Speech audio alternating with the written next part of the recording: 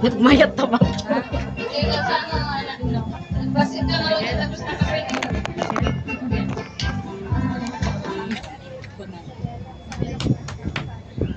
Medyo di ko na po.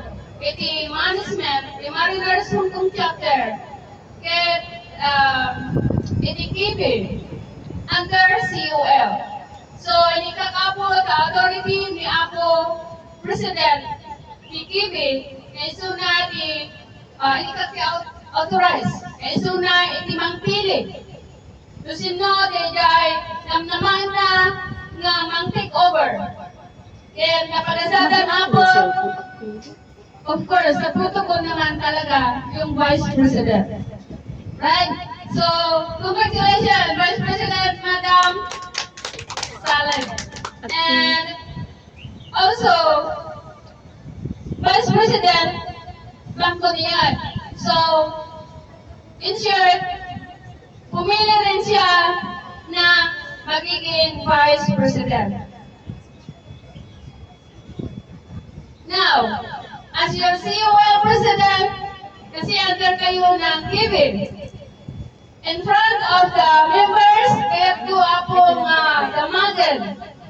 Kanya yung natuwa, no, kaya willingness yung kaya ipaayo ko na nag-survey dito ay Mariners Hongkong Chapter Ingana at kayo dito ay anak. Palakpakan tayo ako. Dagito ay karoon na nakwentaran na makilin iti kibi. Kanta po before ngay kantayo iti kay farewell na ni Apo Madam Tala. Kaya yung natin kinapo, DJ, yung President tayo, ikibi, i-message na, kaya DJ Vice President na. It's your turn. Apo Press. Now, effective the resignation na, then you are the President now. Madam Salem Kadaba.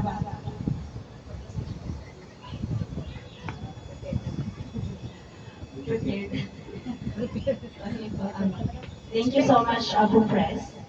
Una sa lahat, meron pa akong speech. Una sa lahat, nagpapasalamat po ako kay Apo Lakay at sa inyong mga members dito sa Mariners Hong Kong Chapter na patuloy na sumusuporta sa ating pananampalataya at sa ating mga programa. Sana gabayan ako ng ating ama sa pinagkaloob ng posisyon bilang KB President ninyo.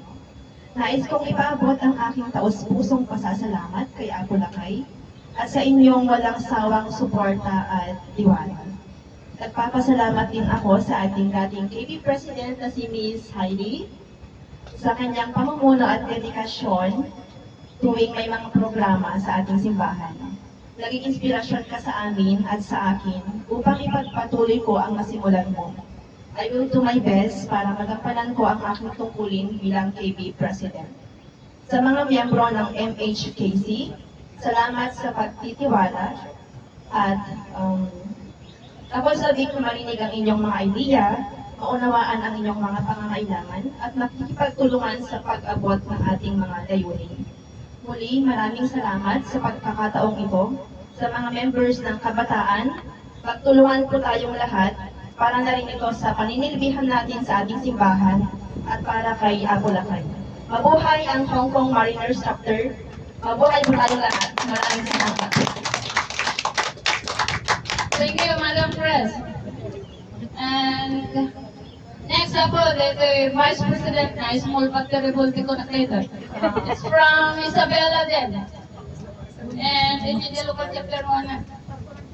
Barcolan chapter, si Isabela. Provincia di Isabela. And kata, siyempre, nakakonsentrate di Mariners Hong Kong chapter rin. Na iso na iti Vice President. Iti kabataan.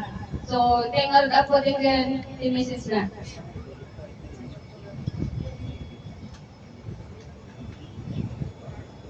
Good morning po sa lahat. Napapakilala po ulit ako. Ako po si Michelle Asagayani, Isabela Ipugaw, from Barcolan Chapter. Agyaman ang ako, yung kanyang posisyon bilang Vice President or ay barbaro na tayo dito HK Mariners Hong Kong Chapter.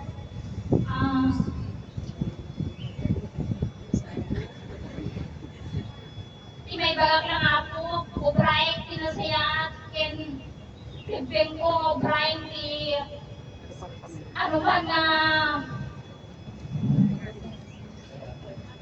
na programa ating grupo ni KB. Sabi lang nga po, tulungan na kami nga ituloy na naman ubrati mo na nga grupo. Tapno mabalbas tayo ating tawin nga mas na sesaya at ken Kaya sumarsarunupay. ken sumarsarunupay nga mangyari ako. Thank you.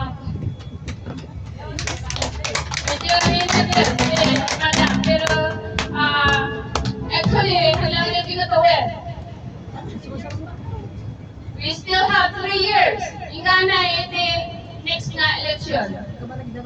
If in case nga karoon man yan ako iti sitwasyon nga kastoy, di sumagsaro ng amok nga datugol dapat iti sumangpet. So nga, namaat, nga hanlangan iti natawan, nga na niya ako bibing, no di ka tingga nga iti malpas kinderbla. Kaya kung kahit ito pa nito tuloy, then go ahead. So tatapo, kawatek, awag aman di Madam PCMR, Editor in Chief Madam President Talag.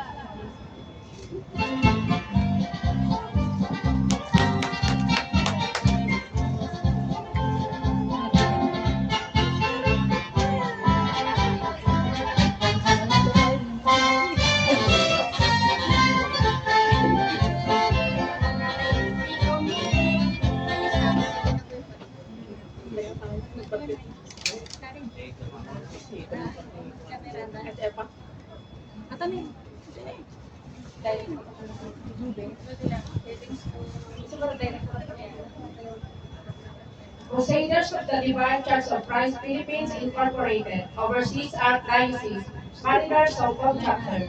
This certificate of recognition is awarded to Heidi Talal Abad in acknowledgement for your outstanding performance and passion as the CK President and the CMR Associate Editor as well. Your unconditional commitment and services to the Mariners Hong Kong Chapter Overseas Archdiocese has given a significant impact, and we are grateful for the unwavering support. Given this 10th day of August in the year of the Lord 2025 at the Mariners Signal Hill Garden in Kachoy, Colon, Hong Kong. Signed by Mariners Hong Kong Chapter, COL Chapter President, Mrs. Divina Bibiago, Mariners Hong Kong Chapter, AMA assigned, Reverend Minister Miguel C. Gulik, CDCCPI Overseas Administrator, Princess Lourdes B. Magliba Andres, CDCCPI Overall Administrator, Prince Dr. Estrelito B. Magliba.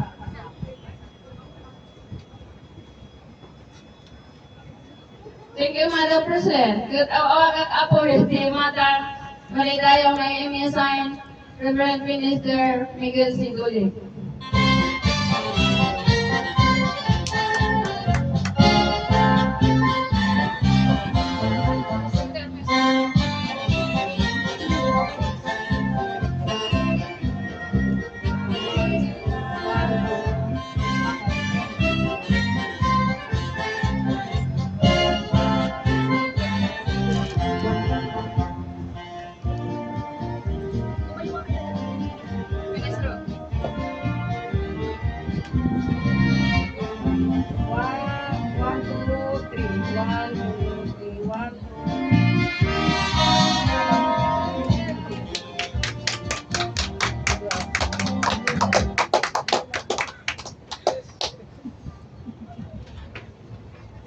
So it's now formal ako.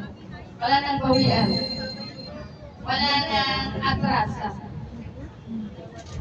Kailangan